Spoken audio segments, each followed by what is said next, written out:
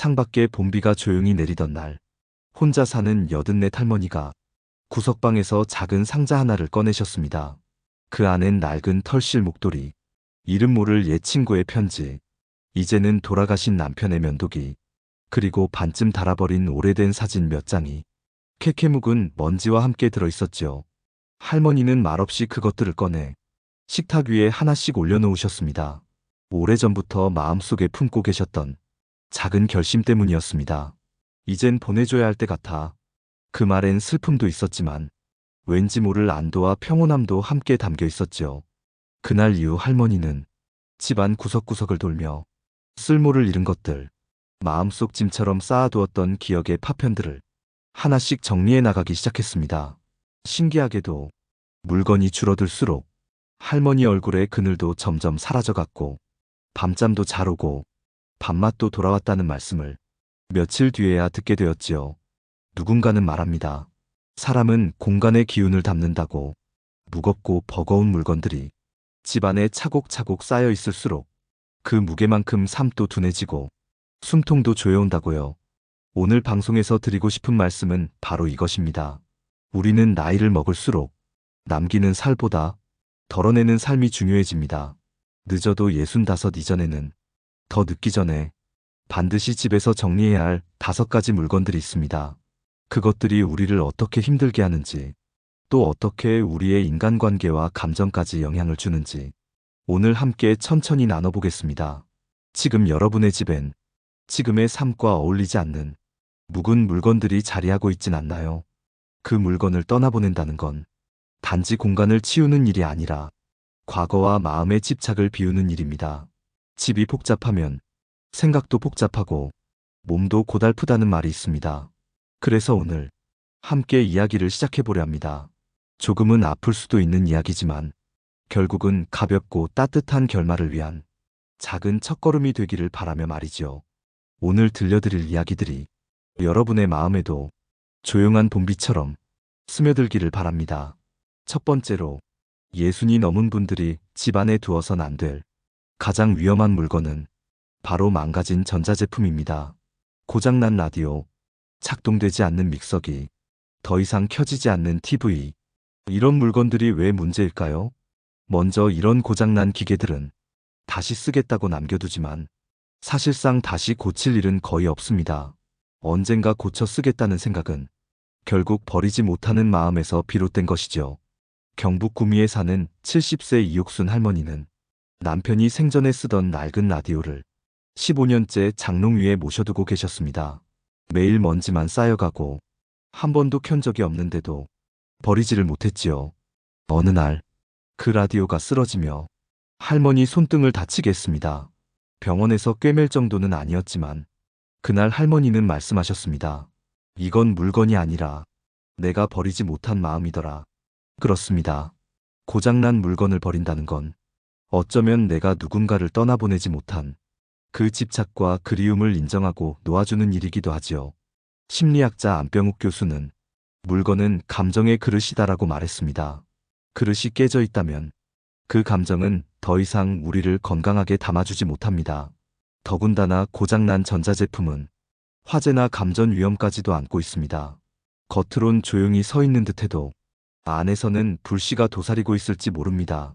게다가 집안에 자꾸 쓰지 않는 기계가 늘어나면 마음속에도 불필요한 생각이 들끓기 시작합니다. 이걸 버려도 될까? 혹시 나중에 쓰게 되면 어쩌지? 고치면 될 텐데. 그 생각들이 우리 일상의 작은 죄책감과 애매한 불안으로 쌓여가는 것이죠. 그래서 첫 번째로 전하고 싶은 메시지입니다. 첫째, 고장난 전자제품은 더 이상 기계가 아니라 짐입니다. 그것은 당신의 마음을 붙들고 있는 지난 시간의 응어리일 수 있습니다. 만약 당신 집에 더 이상 켜지지 않는 리모컨, 돌아가지 않는 선풍기, 무소음만 가득한 녹음기 하나가 있다면 지금 조용히 말해보세요. 고마웠어. 이제 널 보낼게. 그리고 손에서 놓아주십시오. 버리는 게 아니라 떠나보내는 것입니다.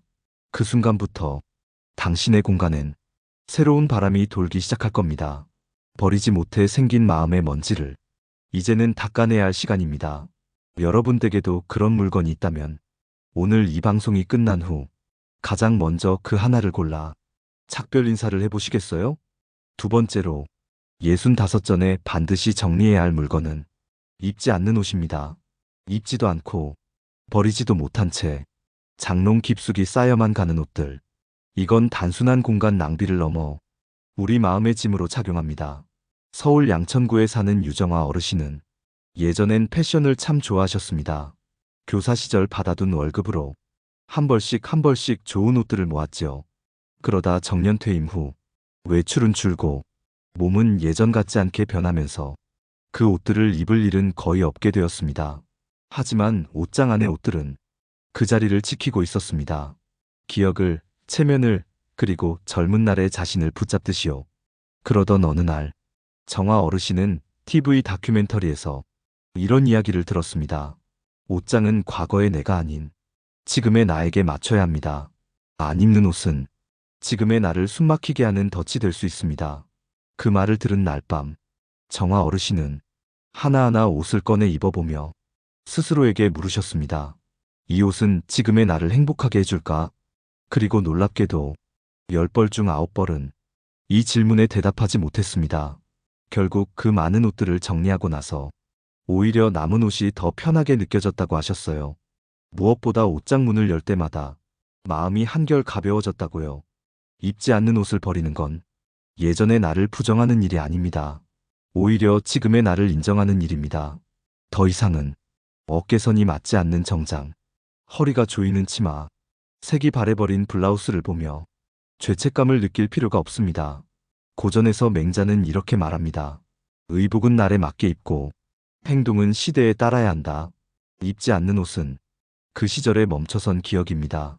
지금 이 계절에 나에게 맞지 않는다면 과감히 놓아주는 것이 건강한 선택이지요. 만약 여러분의 옷장 안에도 3년 넘게 한 번도 손에 닿지 않은 옷이 있다면 이제는 결단을 내릴 시간입니다. 그리고 이건 단지 공간 정리가 아니라 감정 정리입니다. 지금의 나를 인정하고 앞으로를 준비하는 작은 연습입니다. 혹시 여러분도 옷장을 열 때마다 숨이 턱 막히거나 무엇을 입어야 할지 몰라 항상 같은 옷만 입고 계신가요? 그렇다면 그건 당신이 이미 변화의 시점을 마주하고 있다는 신호일지 모릅니다. 오늘 저녁 그 옷장 앞에 조용히 서서 지금의 나를 위해 입지 않는 과거를 정리해 보세요. 생각보다 훨씬 가볍고 편안한 내일을 마주하게 될 것입니다. 세 번째로 반드시 집에서 치워야 할 물건은 오래된 식기류와 그릇입니다. 깨지지 않았다고 사용하지도 않으면서 수납장 깊숙이 쌓아둔 그릇들. 그건 이제 쓰임이 아니라 머무름이라는 이름의 불편이 되었습니다. 대구 수성구에 사는 박명희 어르신은 결혼할 때 시어머니가 물려주신 자개장과 함께 청자그릇 세트를 받아두셨습니다. 처음엔 아껴 쓰려고 손도 안 대고 찬장 맨 윗칸에 두셨는데 그게 벌써 40해가 넘었지요. 자녀들은 독립하고 남편은 7년 전 먼저 세상을 떠나고 명희 어르신은 매일 혼자 밥 한 공기 간단히 드시며 지냈습니다. 그런데 여전히 집안에는 4사람, 6사람분의 식기가 고스란히 남아 있었습니다. 어느 날 혼자 식사하시던 어르신은 무심코 찬장을 열다가 그릇 하나를 꺼냈고 무심코 닦다가 문득 눈물이 나셨다고 합니다. 나는 지금 누구를 위해 이 그릇을 남겨두고 있었을까? 그 말이 참 아프게 다가왔습니다. 그릇은 쓰일 때 의미가 있습니다. 그렇지 않으면 그저 유리덩어리일 뿐이지요. 사용하지 않는 식기는 우리 마음속에 언젠가라는 허상을 심습니다. 손님이 오면, 행사가 있으면, 아이들이 다시 오면. 하지만 그 언젠가는 쉽게 오지 않습니다. 그 사이 우리는 불필요한 그릇들을 닦고 쌓고 정리하며 소중한 시간을 흘려보내고 있습니다. 심리학자 김용석 교수는 이렇게 말합니다. 남겨두는 것이 미련이라면 비우는 것은 사랑이다. 자리를 차지하고 있는 그릇 한 벌을 치우는 대신 당신이 매일 쓰는 좋은 접시 하나, 마음에 드는 찻잔 하나를 곁에 두는 게 훨씬 따뜻한 선택입니다. 특히 나이 들수록 그릇은 많을수록 불편해집니다. 무겁고 다칠 위험도 있고 무엇보다 우리 마음을 언제나 과거로 끌고 가기 때문입니다. 여러분은 지금 몇 인분의 그릇과 함께 식사를 하고 계신가요? 혹시나 그 그릇이 당신이 혼자라는 사실을 더 또렷하게 만들고 있진 않나요? 그렇다면 지금부터 하나씩 손에 들고 이야기해 보세요. 수고했어. 이젠 놓아줄게. 그리고 오늘부터는 지금의 나를 위한 가볍고 예쁜 그릇 하나로 식탁을 차려보시길 권합니다. 그 식탁이야말로 비로소 당신의 오늘을 위한 자리일 테니까요. 네 번째로 반드시 정리해야 할 물건은 가득 찬 사진 앨범과 쌓여있는 낡은 서류입니다. 사진은 추억을 남기지만 때로는 그 추억이 지금의 나를 붙들고 놓아주지 않는 족쇄가 되기도 합니다. 경기도 안양에 사는 김태섭 어르신은 평생을 교직에 몸담았고 퇴임 후에도 늘 질서정연한 삶을 유지해왔습니다. 그의 책장엔 서류 봉투와 자료집, 회의록과 편지, 옛 동료들과 주고받은 엽서까지 한 박스에 정리되어 있었습니다.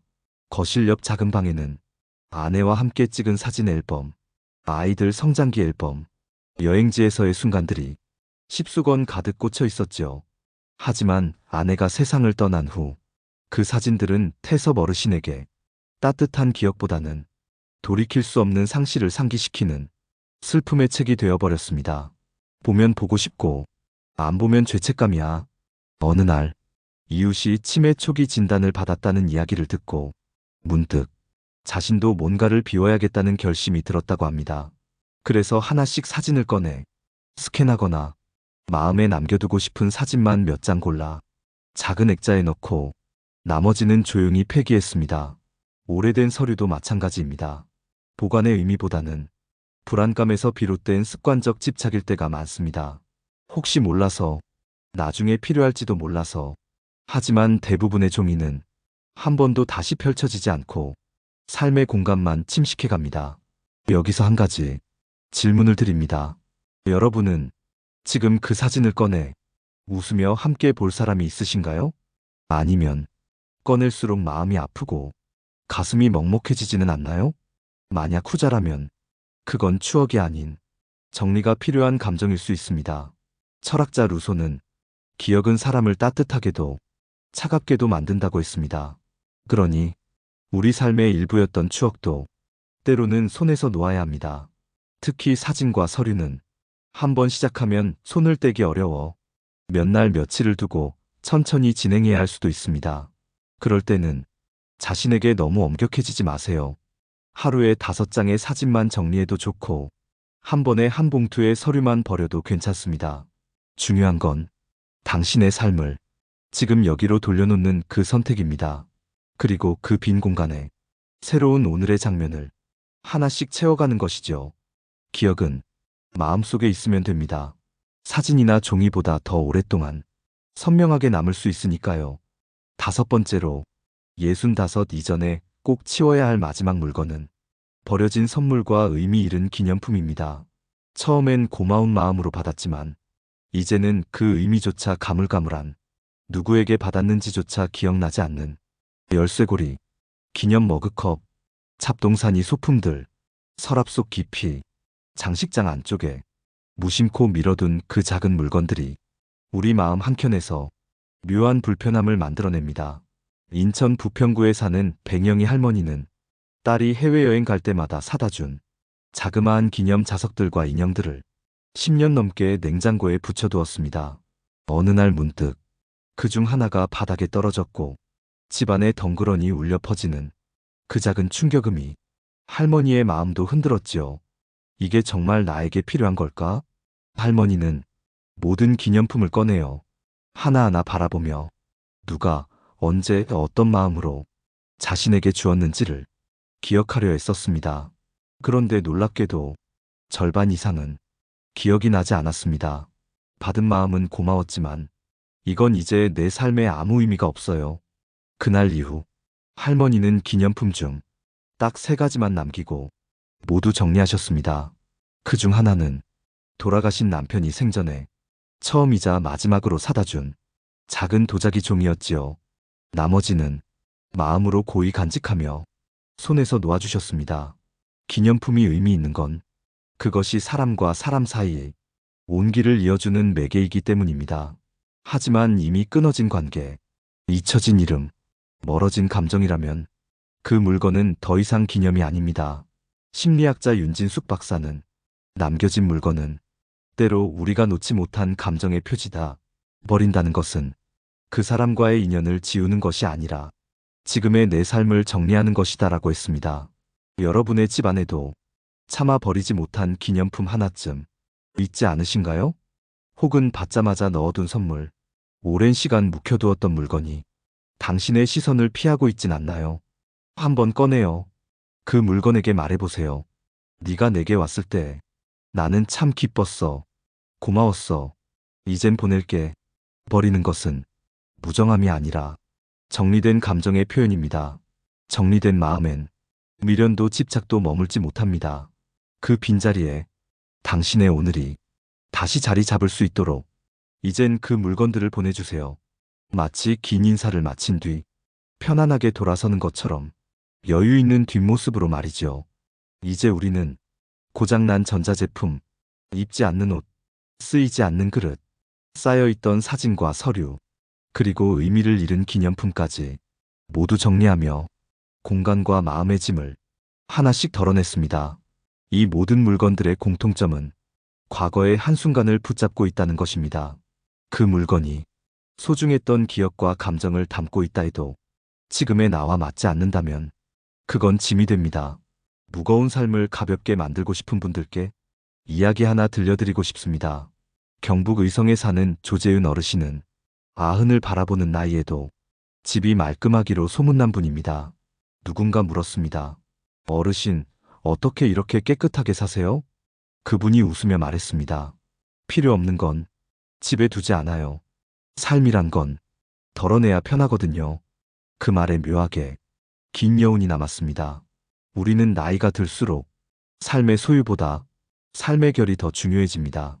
덜어내야 남은 것이 무엇인지 보이고 그제야 진짜 필요한 것에 감사할 수 있게 됩니다. 혹시 오늘 이야기 들으며 문득 떠오른 물건이 있으셨나요? 그 물건이 지금의 당신을 가로막고 있다면 이제는 보내도 괜찮습니다. 가장 늦어도 65전엔 삶의 짐을 정리해야 나머지 시간이 가볍고 단단해질 수 있습니다. 청소는 공간을 위한 일이지만 비움은 삶을 위한 일입니다. 버릴수록 선명해지는 삶, 그 안에 진짜 나를 되찾을 수 있습니다. 여러분의 삶도 이제는 그렇게 덜어내는 연습을 시작해 보시길 바랍니다. 그리고 이 방송이 그 첫걸음이 되기를 진심으로 바랍니다. 지금 이 순간 당신의 마음에 남은 물건 하나가 따뜻하게 떠나기를 바라며 이야기를 마칩니다. 오늘 이야기가 작은 위로가 되셨다면 댓글로 여러분의 경험을 함께 나눠주세요. 좋아요와 구독은 더 많은 분들과 따뜻한 이야기로 이어지는 소중한 연결이 됩니다. 이제 여러분의 공간에도 새로운 바람이 스며들기를 바랍니다. 감사합니다.